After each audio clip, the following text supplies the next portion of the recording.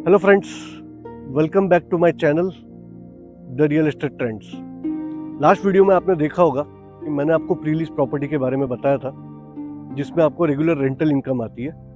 पर इस बार मैं आपको एक इतनी अच्छी यूनिक प्रॉपर्टी के बारे में बताने जा रहा हूँ which is a type of property जिसमें ना ही आपको रेगुलर इनकम मिलेगी बट आपको साथ में मिलेगा long term appreciation and a holiday to enjoy.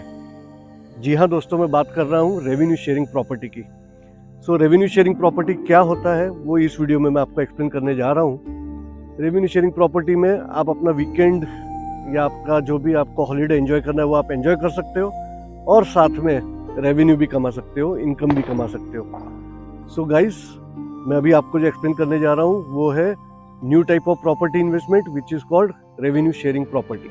So friends, revenue sharing property एक ऐसी प्रॉपर्टी है जो एक हाउसिंग प्रॉपर्टी जिसको हम लोग बोल सकते हैं, can be a studio room, एक विला, एक कॉटेज, ऐसा कोई भी एक रेसिडेंशियल प्रॉपर्टी रहता है जो ओन्ड बाय योरसेल्फ है, मैंने आप उसके ओनर हो, but it is managed by some hospitality management company. So hospitality management company है, ये उस प्रॉपर्टी का टेक ओवर करके उसको मैनेज करती है और वो मैनेजमेंट करने पे आपको उसका रेवेन्यू शेयर मिलता है। This is called revenue sharing property. तो इस टाइप के प्रॉपर्टी में क्या होता है कि आपको साल में 20 दिन 25 दिन फ्री मिल जाते हैं। वैसे भी आप साल भर तो आपका जो वीकेंड प्रॉपर्टी आपने जो इन्वेस्टमेंट किया रहता है वो आप यूज़ करते नहीं हो। सो साल में आपको 20 दिन या 25 दिन जो हॉस्पिटैलिटी मैनेजमेंट कंपनी है वो आपको फ्री में स्टे दे देती है और बाकी का जो पीरियड है, जो वैकेंट पीरियड रहता है, वो हॉस्पिटैलिटी मैनेजमेंट कंपनी क्या करती है कि वो अपने गेस्ट को या टूरिस्ट को वो रेंट आउट करती है, जैसे हम लोग होटल में रूम्स वगैरह लेते हैं उस टाइप से। सो रेवेन्यू शेयरिंग प्रॉपर्टी का सबसे बड़ा बेनिफिट ये है कि वो जब हॉस्पिटैलिटी मैनेजमेंट उसको रेंट आउट करती है तो उसमें से some part of the revenue is given to you.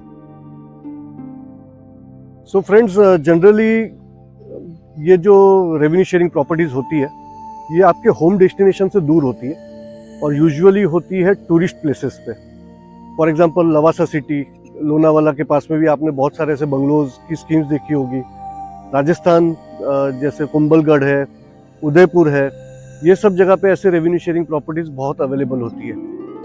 Tourist destination का मतलब जैसे द्वारका भी है, द्वारका में भी ऐसे रिसोर्ट्स बने हुए हैं जहाँ पे विला के ओनर कोई और होता है पर हॉस्पिटैलिटी मैनेजमेंट कंपनी इन सब की देखरेख करती है और उसका पैसा आपको भी देती है। तो रेवेन्यू शेयरिंग प्रॉपर्टी का सबसे बड़ा फायदा ये है। जनरली मैं एज अ पर्सन मैं यही सजेस्ट करूंगा कि आपके होम डेस्टिनेशन से आप जितना दूर ये सब प्रॉपर्टीज लो वो ज़्यादा अच्छा है।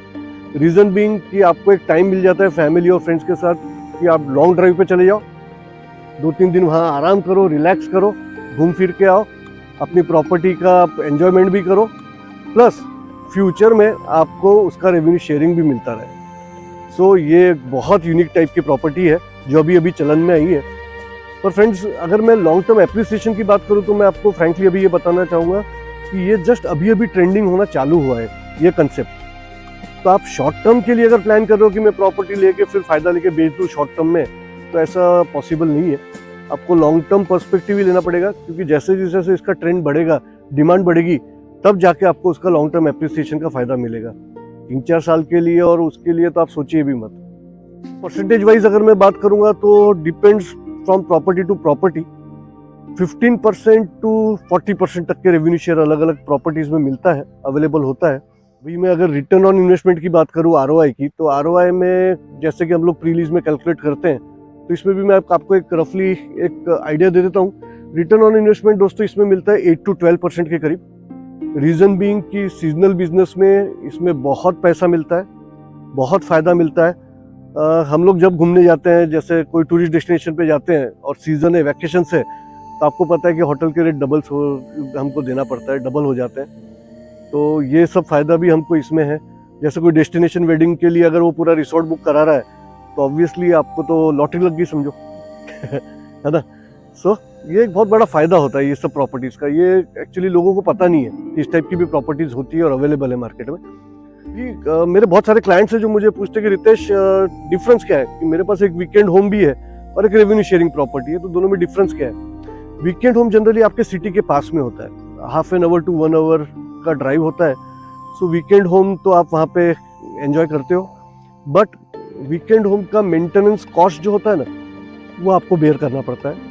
उसमें हाउसकीपिंग कॉस्ट आ गया, जो गेटेड कम्युनिटी के अंदर आपका वीकेंड होम है उसका मेंटेनेंस चार्जेस आ गया, इलेक्ट्रिसिटी चार्जेस आ गया, ये सारे चार्जेस आपको एक्स्ट्रा बर्डन आपके ऊपर ही होते हैं। बट रेवेन्यू शेयरिंग प्रॉपर्टी में ये सारे चार्जेस टोटली ज़ीरो हो जाते हैं, बिकॉज हॉस्पिटैलिटी मैनेजमेंट कंपनी जो आपके रेसिडेंशियल प्रॉपर्टी का, ये जो आपने प्रॉपर्टी वहाँ पे खरीद के रखी है, उसका जो टेक ओवर कर रही है, तो उसका मेंटेनेंस का और हर बर्डन, जो खर्चे का बर्डन है, उसका जो है वो उनको ही संभालना है, आपके ऊपर नहीं है। आपको जो आएगा वो नेट आएगा।